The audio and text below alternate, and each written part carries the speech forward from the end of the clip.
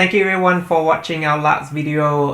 It was our walk to Mount Rufus returning by Shadow Lake. We did the track about a couple of weeks ago and it was absolutely stunning.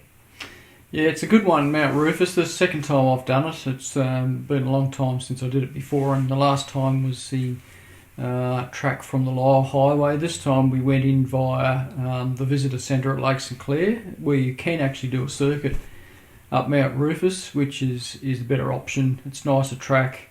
It's about an 8 hour day, I guess. We probably did it a bit longer than that, just stopping and admiring the scenery and the views.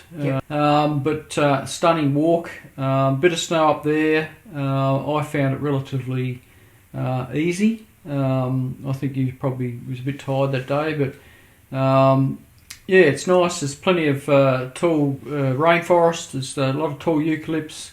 There's a massive amount of pandanus, certainly coming back actually towards Shadow Lake. The pandanus forest through there is amazing. And the lakes, obviously the Shadow Lake is really nice. Certainly be lovely to camp up in that area. I know there's another side trip you can do up to Forgotten Lake and further afield there, which when we sort of got there, it's like, yes, I'd love to do it, but unfortunately the time restraints meant that we couldn't do any more than the 9 hour day. So yeah, it's absolutely recommended. It's one of the 60 short walks listed in the Tasmanian book, even though I wouldn't call it one of the short walks, but it's in there.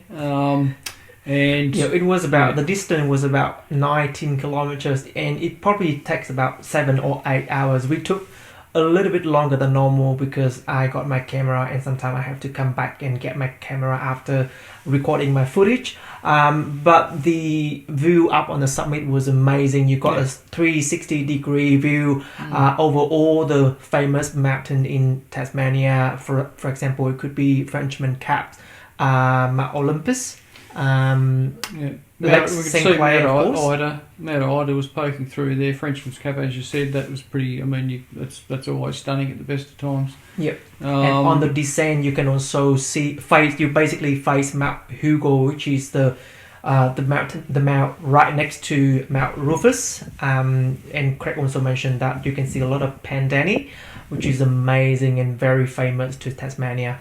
Totally recommend it. We stayed at the campground at Lake St Clair near the visitor centre. It's not run by the National Parks and Wildlife, but it is quite expensive there. I think it was $36.50 for a tent site.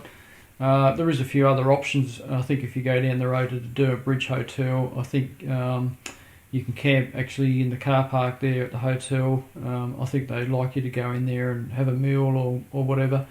There's no facilities, obviously, so if you have your own facilities, that's fine. But the campground is adequate. We certainly had a pretty lousy night leading up to the walk. It rained all night and it was pretty cold, but the next day the weather was great, so we got lucky.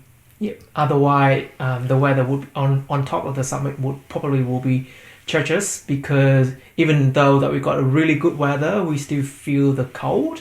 So if you are prepared to actually go to Mount Rufus, just prepare also that you got enough warm clothes with you.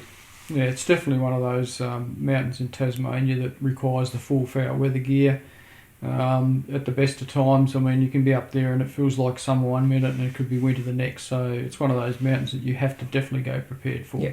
Otherwise, it's quite enjoyable, and as Craig said, that he found that's quite easy. To me, I was quite tired on that day as well, in particular. So to me, it was pretty exhausting toward the end, but in the end, it's definitely worth it. So highly recommend it, and thank you again for watching this video.